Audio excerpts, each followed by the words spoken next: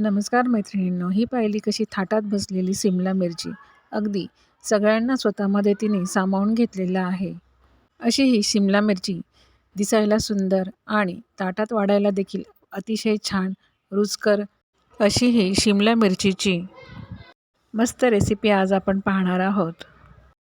ही recipe करण्यासाठी मी इथे अर्धा किलो शिमला मिरची छानपैकी धुवून आणि पुसून घेतलेली आहे. आता आपण सगळ्या शिमला मिरचीचे 2-2 भाग करून घेऊयात. या रेसिपीला तुम्ही स्टफ्ड शिमला मिरची किंवा भरून केलेली शिमला मिरची असेही म्हणू शकता.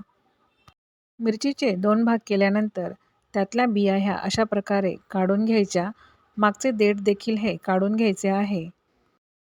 हे पहा, शिमला मिरचीचे असे थोडेसे साईडनी कट मारले तरीसुद्धा त्याचे देठ हे सहजपणे निघून जाते. चला तर मग सगळ्याच मिरचीचे देठ काढून झाले आहेत आणि मिरच्यांचे 2-2 भाग देखील झाले आहेत. या रेसिपीसाठी आपल्याला काही बटाटे लागणार आहेत, ते मी उकडून घेतलेले आहे. आता हे बटाटे आपण छानपैकी स्मॅश करून घेऊयात. बटाटा हा आपल्याला स्मॅशच करायचा आहे, तो अजिबातच किसायचा नाही. बटाटा जर किसून घेतला तर तो चिगट होतो. मस्तपैकी बटाटा स्मॅश करून झालेला आहे. आता यामध्ये 2 कांदे चिरून घेतले, ते पण यामध्ये टाकून घेते. यानंतर बारीक चिरलेली कोथिंबीर, 2 चमचे बेसन पीठ, 1 चम्मच धणा पावडर, 1 चम्मच हळद आणि 2 चम्मच तिखट मसाला टाकून घेतला. 1 चम्मच लाल मिरची पावडर आणि चवीनुसार मीठ टाकून घेतलेले आहे. सगळे मसाले टाकून झाले. आता एक छोट्याशा पॅनमध्ये अगदी थोडेसे तेल टाकून घेतले. यामध्ये मोहरी, 1 चम्मच जिरे, थोडेसे हिंग आणि 4 मिरच्या आपण बारीक कट करून घेतलेल्या होत्या, त्या टाकून घेतल्या आहे. त्याचप्रमाणे अद्रक किसून घेतलेले होते, ते देखील ह्या फोडणीमध्ये टाकून घ्यायचे आहे. फोडणीमध्ये अद्रक टाकल्यामुळे स्टफ केलेल्या मिरचीला सुगंध फार छान येतो आणि चव देखील फार छान लागते. अगदी मिनिटभरातच ही फोडणी तयार झाली. आता स्मॅश केलेल्या बटाट्यामध्ये ही टाकून घेते. बेसन पिठामुळे ह्या सारणाला छान क्रिस्पीनेस येतो, तर अद्रकामुळे याची टेस्ट ही फारच वाढते. आता सगळे मिश्रण आधी आपल्याला चमच्याच्या साहाय्याने एकत्र करून घ्यायचे आहे. यानंतर हात लावण्यासारखे झाल्यानंतर सगळे मिश्रण हाताने छानपैकी मिक्स करून घेते. यामध्ये मी कच्चाच कांदा टाकलेला आहे. कच्चा कांदा जेव्हा तेलावर फ्राय होतो, तेव्हा तो फारच छान आणि क्रंची असा तयार होतो. आता तयार झालेले स्टफिंग आपण शिमला मिरचीमध्ये भरून घेऊयात. तयार केलेले मिश्रण अगदी दाबून दाबून आपल्याला छानपैकी शिमला मिरचीमध्ये भरून घ्यायचे आहे. अर्धा किलो शिमला मिरचीसाठी अर्धा किलो बटाट्याचे सारण हे पुरेसे होते. थोडेफार सारण जर उरले तर त्याचा वापर करून आपण छानपैकी त्याचा पराठा तयार करू शकतो. मी मध्येच स्टफिंग तर मध्येच सारण असा शब्द वापरते आहे, पण दोघांचा अर्थ हा एकच आहे.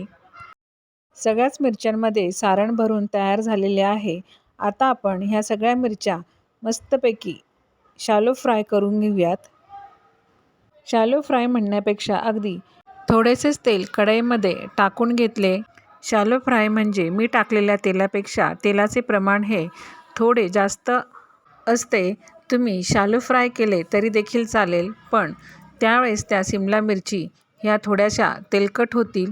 जर तुम्हाला चालणार असेल तर तुम्ही शॅलो फ्राय केले तरी देखील चालेल. तेल गरम झाले की एक एक शिमला मिरची आपल्याला छानमध्ये अशी कढईमध्ये तेलामध्ये ठेवायची. अशी ही शिमला मिरची परतत असताना गॅस आपल्याला अगदी स्लोच ठेवायचा आहे. शिमला मिरचीचे साल हे पातळ असल्याने ती स्लो गॅसवरतीच छान तयार होते. 7 मिनिटापर्यंत आपण ही शिमला मिरची छानपैकी वाफवून घेणार आहोत. अशी ही सगळी शिमला मिरची कढईमध्ये ठेवून झाल्यावर त्यावर झाकण ठेवायचे आहे, म्हणजे ती मस्तपैकी आतल्या आत वाफली जाते. अशी ही स्टफ्ड शिमला मिरची तयार झाल्यावरती फारच छान दिसते. अगदी वरून मी थोडेसे मीठ टाकत आहे, म्हणजे शिमला मिरचीचे जे बाहेरचे कवर आहे त्याला देखील थोडेसे मीठ लागेल. तयार झालेली शिमला मिरची ही चवीला तर छान लागतेच, पण दिसते देखील छान. समजा आपल्याकडे एखादं फंक्शन, पार्टी वगैरे असेल, तर पाण्यात वाढण्यासाठी ही शिमला मिरची अतिशय योग्य पर्याय आहे. अगदी कार्यक्रमाच्या वेळेस तुम्ही वेळेवरती अशी भाजी तयार करण्यापेक्षा ही भाजी सकाळीच तयार करून ठेवली तरी देखील चालेल. 3 ते 4 मिनिटांनी बघा, सिमला मिरची ही एका बाजूने झालेली आहे. आपण तिला आता पलटी करून घेणार आहोत.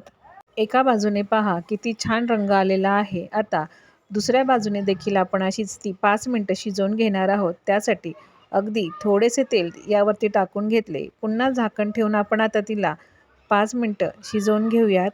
पहा, दुसऱ्या बाजूने देखील ही भाजी छान झाली आहे. आता सर्व्हिंग प्लेटमध्ये तिला काढून घेते. अतिशय छान दिसणारी आणि चवीला देखील अतिशय सुरेख असणारी अशी ही स्टफिंग शिमला मिरचीची भाजी आपली तयार झालेली आहे. पार्टी फंक्शनच्या वेळेस ती ताटात वाढायला देखील अतिशय छान वाटते. अशी स्टफ शिमला मिरची तुम्ही जर ती केली तर ती अशी पटकन संपून जाईल. मस्त अशी शाही लूक देणारी आणि चव वाढवणारी अशी आगळी-वेगळी ही शिमला मिरचीची रेसिपी तुम्ही करून पहा. तुम्हाला ती नक्कीच आवडेल आणि रेसिपी आवडल्यास गीतूज खाद्य संस्कृतीला लाईक करा, शेअर करा आणि सबस्क्राईब करा. धन्यवाद.